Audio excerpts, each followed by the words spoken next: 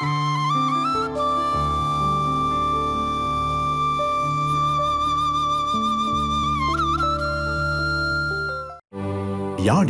T5L மகிழ்ச்சி நிறைந்த நீண்ட பயணத்திற்கு. டான் தொலைக்காட்சி பார்வையாளர்கள் எல்லோருக்கும் இனிய காலை வணக்கம். உளவளம் பற்றி சிந்திக்கும் போதும் நமது முன்னேற்றங்களை பற்றி சிந்திக்கும் போதும் நாங்கள் என்ன அடிக்கடி உளவளம் சிந்திக்கிறோம். உடல் வளம், உள்ளம் என்பது உடலை இயக்குகின்ற மூளையின் செயற்பாடு. மூளை எப்படி தலைமைச் செயலகம்னு சொல்லுவோம். நீங்கள் கம்ப்யூட்டர் படித்தா control unit, central processing unit, மத்திய செயலக பிரிவு, தலைமைச் செயலகம்னு வச்சுக்கொள்வோம் எங்களை மூளை. அந்த செயற்பாடு விதத்தை தான் உள்ளம் மனம் என்று நாங்கள் ஆய்க்கிறோம். அந்த உள்ள செயற்பாட்டில் உள்ளம் மகிழ்ச்சியாக இருந்தால் உடல் எல்லாம் ரத்தோட்டம் நல்லபடியாக சீராக பாயும், உடல் ஒரு உற்சாகமாக இயங்கும், ஆக மகிழ்ச்சி அடைகிறோம், நோய்கள் வர வாய்ப்பில்லை என்று சிந்திக்கிறோம். இதுதான் உடல்நல பகுதியில் நாங்கள் தினமும் கருதி கொண்டு ஒவ்வொரு சிந்தனையாக கதைக்கிறோம். இன்றைய சிந்தனையில், நீங்கள் வாழ்க்கையில் முன்னேற வேண்டுமானால் உங்கள் கால்களால் நடந்து செல்லுங்கள், ஏனையோரின் முதுகில் ஏறிப்போக விரும்பாதீர்கள், அது நிரந்தரமானதல்ல, அவர்கள் என்றாவது உங்களை இறக்கி விட்டு விடுவார்கள், அது உங்களுக்கு ஆபத்தை தரும் என்ற தலைப்பில் சற்று சிந்திப்போம். இதுதான் முக்கியமான பிரச்சனை. அப்பா இருக்கும் வரையும் அப்பா அள்ளி கொட்டி போடுவார், அம்மா சமைத்து கொட்டி போடுவார், நாங்கள் திண்டு குடிச்சு உல்லாசமாக திரிஞ்ச காலம் இருக்கு. அது பள்ளிக்கூட காலம். பள்ளிக்கூட படிப்பு முடிஞ்சால் என்ன வரும்? பட்டப்படிப்பு காலம். பட்டப்படிப்பு காலம் நடுவே அப்பா அம்மா சாப்பாடு போட போயிடுமா? உழைக்கத்தான். உழைக்கிறது செலவழிக்கிறதா இருக்கக்கூடாது, சேமிக்கவும்.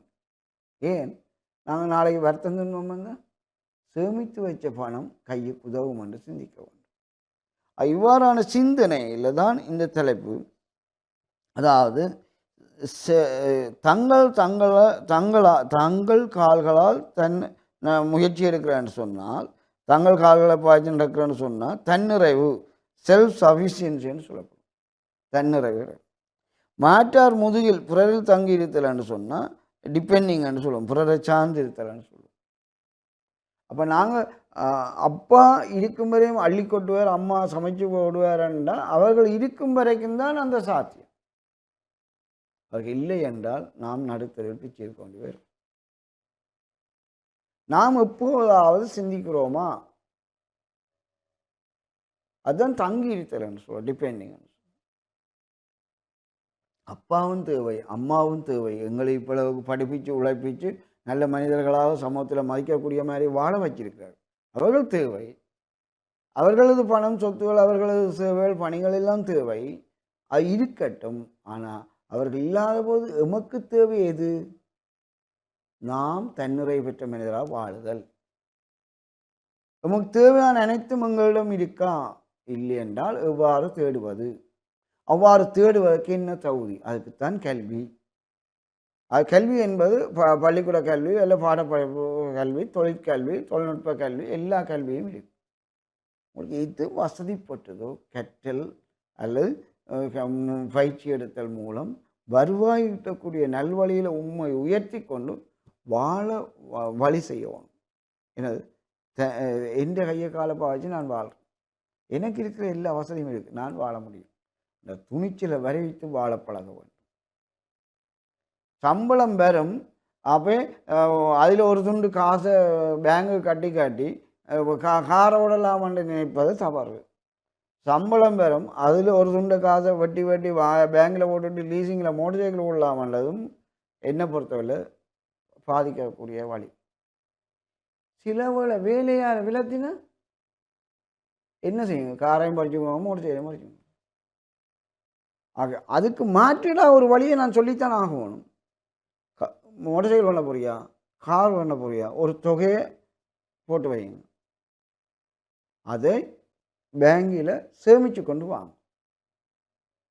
லீசிங் எடுத்து போட்டு காசு கட்டி கடனாளியாக சாவதை விட தேவையாக ஆசைப்பட்டதில் மனத்துக்கு திரட்டி வச்சு கொண்டு அதுக்கு தேவையான அடையிற காசுகளை சேமித்து கிடைச்ச உடனே வேண்டி மகிழ்ச்சியாக வாழ முடியும் என்று முயற்சி எடுக்கும்.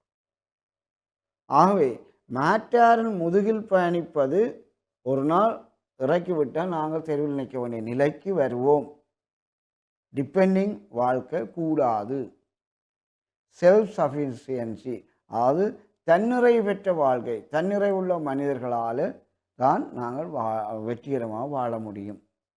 அது மகிழ்ச்சி என்பது குன்றாமல் குறையாமல் வாழ்வதற்கு தன்னிறைவு தேவை. தன்னிறைவு தான் தன்னுடையதை வச்சு கொண்டு வாழக்கூடிய ஆளக்கூடிய எல்லாம் இருக்குது.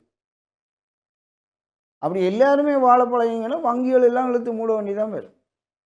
ஏன்னா அவங்களுக்கு கடன் பேரும் இல்லை, லீசிங்க ஒரு வர்றாங்க, எல்லாம் தண்டை வீட்டில் காசு சேர்த்து போட்டு வாகனம் பண்ணுறாங்க, அவங்க இழுத்து மூடுவாங்க. ஒரு மனித வாழ்வின் வெற்றி சின்னம் தன்னிறைவு, செல்ஃப் சஃபிஷியன்சி. ஒரு மனித வாழ்வின் தோல்வி சின்னம் டிபெண்டிங், அது மேட்டார முதுகில் பயணிக்கிறேன்றது. அதை சிந்தித்து கொண்டு தன்னிறைவு பெற்ற மனிதர்களாக வாழ வேண்டும் என்று கூறி விடைபெறுகின்றேன். நன்றி.